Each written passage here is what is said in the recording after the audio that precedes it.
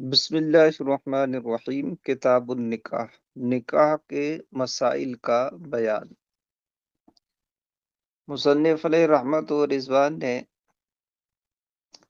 پہلے طہارت اور عبادات وغیرہ کو ذکر کیا اور آخر میں بیع وغیرہ کو ذکر کریں گے۔ ان دونوں کے بیچ میں نکاح کے مسائل کا ذکر کیا، جس میں اشارہ ہے اس جانب کہ نکاح کا من وجہ تعلق عبادت سے بھی ہے اور اس کا من وجہ تعلق معاملہ سے بھی ہے۔ نکاح کرنا عام حالات میں سنت ہے، بعض حالات میں واجب اور بعض حالات میں فرض تک ہے، اور فرض، واجب اور سنت وغیرہ یہ سب عبادات کے درجات ہیں۔ اس جہت سے دیکھیں تو نکاح عبادت ہے، کار ثواب ہے، لیکن اس میں معاملہ ہوتا ہے کہ مہر کے عوض شوہر منافع وسع کا مالک ہوتا ہے۔ اس معاملے کی جہت سے دیکھیں تو اس کو معاملات سے بھی نسبت ہے، تو اس کی نسبت دونوں طرف ہے، عبادات کی طرف بھی ہے اور معاملات کی طرف بھی ہے، یعنی اس میں عبادت ہونے کا معنی بھی پایا جاتا ہے اور معاملہ ہونے کا بھی معنی پایا جاتا ہے۔ اس لیے اس کو مصنف نے دونوں کے بیچ میں رکھا۔ مصنف علیہ رحمہ سب سے پہلے یہاں نکاح کی لغوی اور شرعی تعریف کرتے ہیں۔ فرماتے ہیں ہوا عقد موضوع لملک المتعۃ اے حل استمتاع الرجل من المرأة۔ کہتے ہیں کہ نکاح وہ عقد ہے جو وضع کیا گیا ہے ملک متعہ کے لیے، یعنی مرد کو عورت سے استمتاع اور لذت حاصل کرنے کے لیے، فائدہ حاصل کرنے کے لیے جو عقد وضع کیا گیا ہے اس کو نکاح کہتے ہیں۔ یہ تو اس کی تعریف ہو گئی۔ اب اس تعریف کی مزید تسہیل کر کے مصنف علیہ رحمہ دکھاتے ہیں۔ کہتے ہیں کہ یہ جو انہوں نے نکاح کی تعریف کی وہ تو عقد سے کر دی کہ نکاح وہ عقد موضوع لملک المتعہ ہے۔ اب رہا یہ کہ عقد کس کو کہتے ہیں، تو فرماتے ہیں عقد کہتے ہیں اجزائے تصرف یعنی ایجاب اور قبول کو شرعاً جوڑ دینا، یہ عقد ہے۔ نکاح میں ایجاب بھی ہوتا ہے اور قبول بھی ہوتا ہے۔ متعاقدین یعنی زوجین، میاں بیوی میں جس کا کلام پہلے پیش ہوتا ہے اس کو ایجاب کہتے ہیں، اور جس کا کلام بعد میں آتا ہے قبولیت کی شکل میں اس کو قبول کہتے ہیں۔ تو اسی ایجاب اور قبول کو شرعی طور پر جوڑ دینے کا نام عقد ہے۔ شرعی طور پر جوڑ دینا یعنی ایجاب اور قبول دو مسلمان گواہوں کے سامنے ہو، دونوں نے ایجاب اور قبول کے الفاظ سنے ہوں، ایجاب اور قبول دونوں کی مجلس متحد ہو، تو شرعی طور پر دونوں کو جوڑ دینے کا نام یہ عقد ہے۔ جوڑ دینے کا نام یہ عقد ہے، ٹھیک ہے۔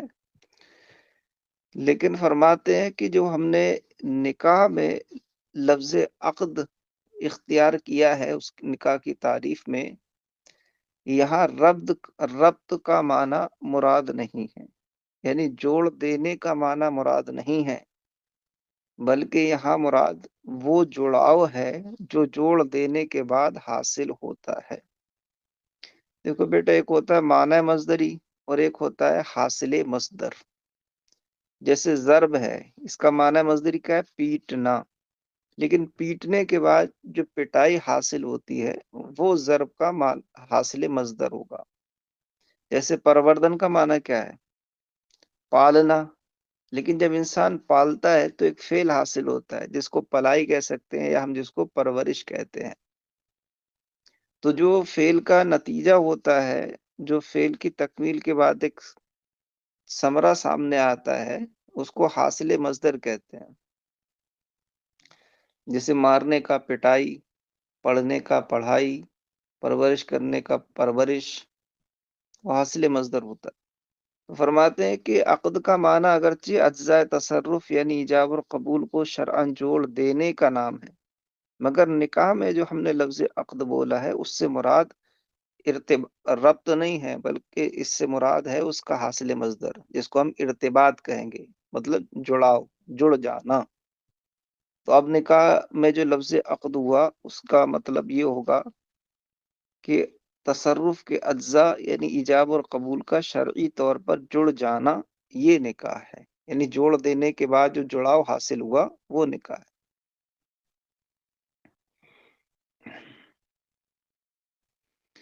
اب تو کوئی کہے گا کہ پھر نکاح تو اس جڑاؤ کا نام ہوا، پھر ایجاب اور قبول کا تو کوئی دخل ہی نہیں رہا ہے نا۔ آپ نے نکاح کی تعریف کی عقد سے، اور عقد کا معنی بتایا اپنے ایجاب اور قبول کا شرعی طور پر جڑاؤ، تو یہ جو جڑاؤ ہو رہا ہے، جو ارتباط ہے، جو معنی ہے حاصل مصدر ہے، یہ نکاح بن گیا۔ تو پھر ایجاب اور قبول کا تو اس میں کوئی دخل نہیں رہا۔ تو کہا نہیں، ایجاب اور قبول کا دخل ہے، ایجاب اور قبول اس کے رکن رہیں گے، لیکن ان دونوں کے درمیان جو نسبت اور جڑاؤ کی کیفیت ہے، اس جڑاؤ کی کیفیت اور ایجاب اور قبول، ان تینوں کا مجموعہ جو ہے یہ نکاح ہے۔ ارتباط کو ہم عقد کہہ رہے ہیں اور عقد سے کے ذریعے نکاح کی تعریف کی ہے، تو اس کا مطلب یہ نہیں کہ وہ ارتباط ہی نکاح ہے، وہ ارتباط بھی ہے اور ایجاب اور قبول بھی پائے جائیں، یعنی ایجاب اور قبول کا باہمی مرتبط ہونا، جڑ جانا شرعی طور پر، یہ نکاح ہے۔ فرماتے ہوا عقد موضوع لملک المتعہ، نکاح وہ عقد ہے جو وضع کیا گیا ملک متعہ کے لیے، اے حل استمتاع الرجل من المرأة، یعنی عورت کے لیے، یعنی مرد کے لیے عورت سے نفع حاصل کرنے کے لیے۔ فالعقد ہوا ربط اجزاء تصرفی اے الیجابی والقبولی شرعا، تو عقد وہ تصرف کے اجزاء یعنی ایجاب اور قبول کو شرعاً جوڑ دینے کا نام ہے۔ لیکن ہنا ارید بالعقد الحاصل بالمصدر وهو الارتباط، لیکن یہاں پر عقد سے مراد وہ ہے جو معنی مصدر سے حاصل ہوتا ہے، جوڑنے سے حاصل ہوتا ہے، وهو الارتباط، اور وہ جڑنا ہے۔ لیکن نکاح هو الایجاب والقبول مع ذلك الارتباط، لیکن نکاح نام ہے ایجاب اور قبول کا اس ارتباط کے ساتھ، نہ کہ خالی اس ارتباط کا۔ وَإِنَّمَا قُلْنَا هَذَا، اب یہ جو مصنف نے بات کہی کہ نکاح صرف اس ارتباط اور جڑاؤ کا نام نہیں ہے، بلکہ ایجاب اور قبول بھی اس کے اجزاء ہیں، یہ جو بات انہوں نے کہی وہ اس لیے کہی کہ ہمارے فقہا نے تصریح فرمائی ہے کہ ایجاب اور قبول نکاح میں رکن ہے، رکن، اور رکن جو ہوتا ہے وہ شے کی حقیقت میں داخل ہوتا ہے، شے کی حقیقت کا جز ہوتا ہے۔ ہمارے فقہا نے ایجاب اور قبول کو نکاح کے لیے شرط نہیں قرار دیا، کیونکہ شرط امور خارجیہ ہوتے ہیں، وہ شے کی حقیقت کا کے جز نہیں ہوتے۔ تو جب ہمارے فقہا ایجاب اور قبول کے نکاح کے ارکان ہونے کی صراحت کر چکے، تو اب ایجاب اور قبول نکاح کی حقیقت میں داخل ہوئے، ایجاب اور قبول نکاح کی حقیقت کا جز بن گئے، اور جب وہ حقیقت کا جز بن گئے تو نکاح اس ارتباط کا نام ہوگا ایجاب اور قبول کے ساتھ، یعنی ان تینوں کے مجموعہ کا نام نکاح ہوگا، نہ یہ کہ خالی نکاح اس ارتباط کا نام ہو اور ایجاب اور قبول اس کے لیے شرط ہو جائے، ایسا نہیں ہو سکتا۔ وَإِنَّمَا قُلْنَا هَذَا، اور ہم نے یہ بات اس لیے کہی لِأَنَّ الشَّرْعَ يَعْتَبِرُ الْإِيجَابَ وَالْقَبُولَ أَرْكَانَ عَقْدِ النِّكَاحِ لَا أُمُورًا خارجیہ، اور یہ بات ہم نے اس لیے کہی کیونکہ شریعت مطہرہ نے ایجاب اور قبول کو عقد نکاح کے ارکان مانا ہے، نہ کہ امور خارجیہ کا شرائط وغیرہ کی طرح۔ ٹھیک ہے، اب یہاں سے مصنف علیہ رحمہ جو انہوں نے شرح تنقی میں اس چیز کی مزید وضاحت پیش کی ہے، اس کو یہاں ذکر کر رہے ہیں۔ شرح التنقی کے حوالے سے ایک تو وہ ارتباط کو سمجھانا چاہتے ہیں کہ ارتباط کبھی شرعن ہوتا ہے اور کبھی حسن ہوتا ہے اور کبھی حکمن ہوتا ہے، اور دوسرا یہ کہ یہاں عقد نکاح میں عقد سے مراد خالی ارتباط ہی نہیں ہے بلکہ ایجاب اور قبول بھی اس کے اجزاء اور ارکان ہیں۔ مصنف کہتے ہیں کہ نکاح کا معاملہ بے کی طرح ہے، کیونکہ بے میں کیا ہوتا ہے؟ مثلا ایک شخص کہتا ہے میں نے یہ چیز بیچی، دوسرے نے کہا کہ میں نے خریدی، ایجاب اور قبول ہوا اور دونوں کلام کی شکل میں ہوا، اور کلام چونکہ حصن ہمیں معلوم ہوتا ہے، سننے سے ہمیں اس کا علم ہوتا ہے، تو ایجاب اور قبول یہاں دونوں حصن موجود ہیں اور دونوں حکمن جڑے ہوئے بھی ہیں، کیونکہ دوسرے کے ایجاب پر قبول مرتب ہے، تو ایجاب اور قبول دونوں میں حکمن ارتباط اور جڑاؤ بھی ہے، اور ایجاب اور قبول دونوں حصن موجود بھی ہیں۔ اب یہ دونوں جز جب آپس میں جڑے تو ان تینوں کے مجموعے سے ایک نیا معنی شرعی ہم کو حاصل ہوا۔ وہ معنی شرعی کیا ہے؟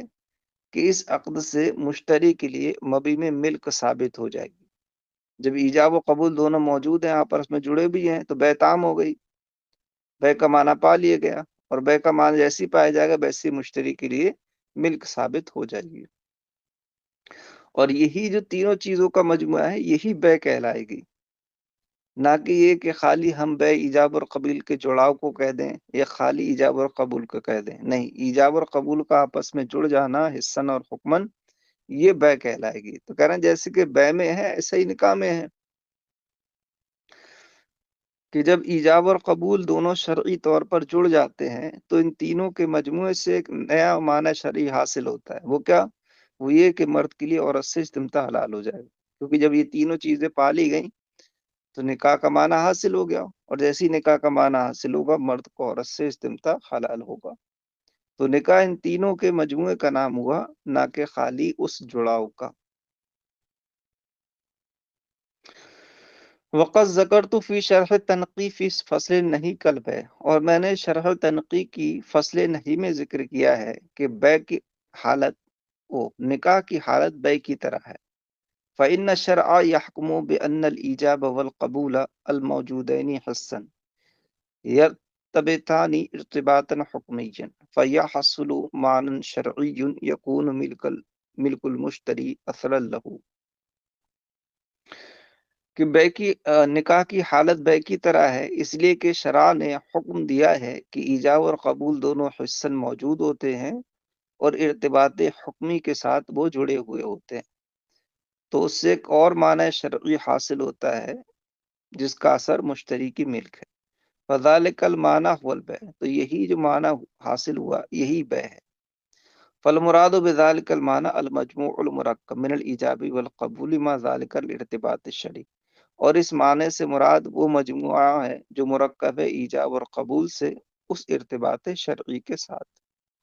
لا ان البیع ہوا مجرد ذالک المعنی الشرعی، نہ کہ یہ کہ بے خالی اس معنی شرعی کا نام ہے۔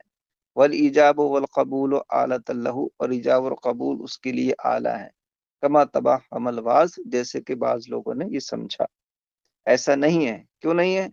لأن کونہما ارکانا ینافی ذالک، اس لیے کہ ایجاب اور قبول کا رکن ہونا یہ اس کے منافی ہے نا، کہ معنی شرعی صرف ہی بے ہو اور ایجاب اور قبول اس کے لیے شرط ہو جائیں، ایسا نہیں ہو سکتا۔ ان کا رکن ہونا ان کے شرط وغیرہ امور خارجیہ ہونے کے منافی ہے۔